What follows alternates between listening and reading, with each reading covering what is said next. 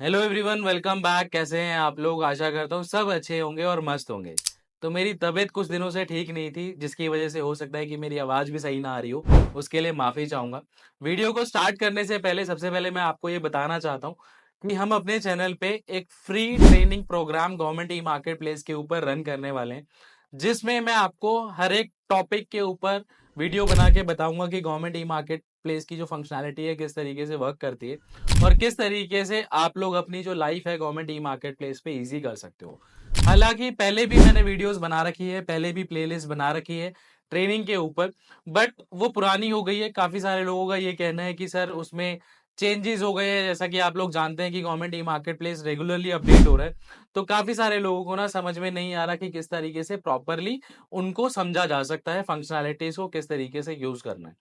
तो उसी को देखते हुए ना मैंने डिसाइड किया है कि दोबारा से हम लोग सारी ही फंक्शनैलिटीज पे वीडियो बनाएंगे और स्टेप बाय स्टेप मैं आपको बताऊंगा कि किस तरीके से गवर्नमेंट ई मार्केट प्लेस के ऊपर आप अपना काम कर सकते हो। तो इसका जो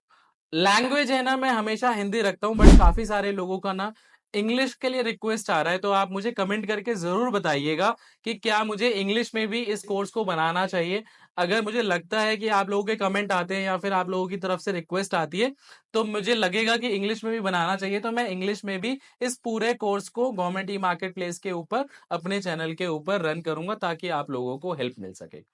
तो आज की वीडियो में ना हम लोग बात करेंगे कि गवर्नमेंट ई मार्केट प्लेस के ऊपर जो नए चेंजेस हुए हैं ना वो क्या है। 2024 एंड में ही मैंने आपको बता दिया था कि मुझे ऐसा लग रहा है कि 2025 में ना गवर्नमेंट ई मार्केट प्लेस के ऊपर काफी सारे मेजर चेंजेस आपको देखने को मिल सकते हैं। और अभी खाली 2 महीने हुए हैं और काफी सारे चेंजेस हमने already government e market place के ऊपर देख लिए हैं। अब रिसेंटली सबसे बड़ा चेंज क्या हुआ है कि भैया ओईएम पैनल द्वारा, मतलब अगर आप एक ओईएम हो और आप अपना product government e market place के ऊपर अपलोड कर रहे हो, अब उसमें भी अप्रूवल लगेगा, जिनकी टीम चेक करेगी कि आपने जो कैटलॉगिंग है वो ठीक से करी है कि नहीं करी। कहीं कोई मिसलीडिंग कैटलॉग तो आप अपलोड नहीं कर रहे, कहीं पे आप अपने ओईएम पैनल का मिसयूज तो नहीं कर रहे। पहले क्या होता था कि जब आपको OEM panel government e market place के ऊपर मिल जाता था, तो उस कैटेगरी के अंडर आप कोई भी प्रोडक्ट अपलोड करते थे ना जिसका आपको ओईएम पैनल मिला है, तो वो इंस्टेंट पब्लिश हो जाते थे, किसी की ना चेकिंग की आपको जरूरत नहीं होती थी। बट अब जेम ने इसको अपडेट कर दिया है और जैसा कि बहुत सारे लोगों को पता लग भी गया है कि 4 दिन का टाइम लेगा गवर्नमेंट ई मार्केट प्लेस आपके प्रोडक्ट्स को चेक करने के लिए कि आपने वो कैटलॉगिंग सही से करी है कि नहीं करी। और सही होगी तो पब्लिश हो जाएगी, नहीं होगी तो जैसा कि आप as a reseller product upload करते थे, नोटिफाइड सेक्शन में जाएगा, उसको आपको फिक्स करना होगा, फिर वो जाके आपका प्रोडक्ट अप्रूव होगा। अब इसमें इम्पैक्ट क्या पड़ेगा? देखिए, सबसे बड़ा इम्पैक्ट ओईएम्स के लिए ये पड़ेगा कि भैया पहले जो वो पीस ऑफ माइंड के साथ काम कर रहे थे ना कि भैया इंस्टेंट प्रोडक्ट डाला, इंस्टेंट पब्लिश हो गया और इंस्टेंट आपको कोई भी ट्रांजेक्शन करनी है गवर्नमेंट ई मार्केट प्लेस के ऊपर तो वो आप कर सकते थे। बट अब क्योंकि इस अप्रूवल के वजह से ना आपको क्या करना पड़ेगा, अपनी चीजों को प्लान करना पड़ेगा। मतलब अगर एक टेंडर निकला है 1 तारीख को और 10 तारीख को उसकी डेडलाइन है, तो पहले अगर आप 9 तारीख को भी एक्टिव होते थे या फिर 8 तारीख को भी एक्टिव होते थे और उसके अकॉर्डिंग कैटलॉगिंग करते थे, तो इजीली आप उस टेंडर में पार्टिसिपेट कर पाते थे। लेकिन अब ना, आपको अगर किसी भी टेंडर को पार्टिसिपेट करना है तो एटलीस्ट आपको 5-6 दिन पहले एक्टिव होना पड़ेगा ताकि आपकी जो कैटलॉगिंग है वो प्रॉपर टेंडर के अकॉर्डिंग हो जाए और कैटलॉग अप्रूव ना होने की वजह से आपका कोई भी टेंडर मिस ना हो। साथ ही साथ अब आप लोगों को देखना पड़ेगा कि जब भी आप कोई भी कैटलॉग अपलोड कर रहे हैं तो उसमें ना सही चीजें लगाएं, मतलब सही इमेजेस यूज करें, सही पैरामीटर सेलेक्ट करें और सही एमआरपी प्रूफ आप यूज करें जो भी आप प्रोडक्ट अपलोड कर रहे हैं, ताकि आपको एक बारी में गवर्नमेंट ई मार्केट प्लेस के ऊपर जो भी कैटलॉग आप बना रहे हैं वो अप्रूवल इजीली मिल जाए।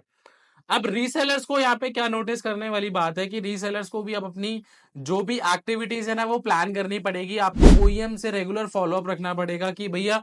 अगर आप कोई ऐसी रिक्वायरमेंट पे वर्क कर रहे हैं जिसके लिए नए कैटलॉगिंग की जरूरत है, तो आपको पहले से ही अपने ओईएम्स को अलर्ट करना पड़ेगा कि मुझे इसमें नया कैटलॉग की जरूरत है, तभी मैं इस टेंडर को पार्टिसिपेट कर पाऊंगा ताकि आपका भी टेंडर मिस ना हो। अब दूसरा एक notification government e market place के ऊपर जारी हुआ है कि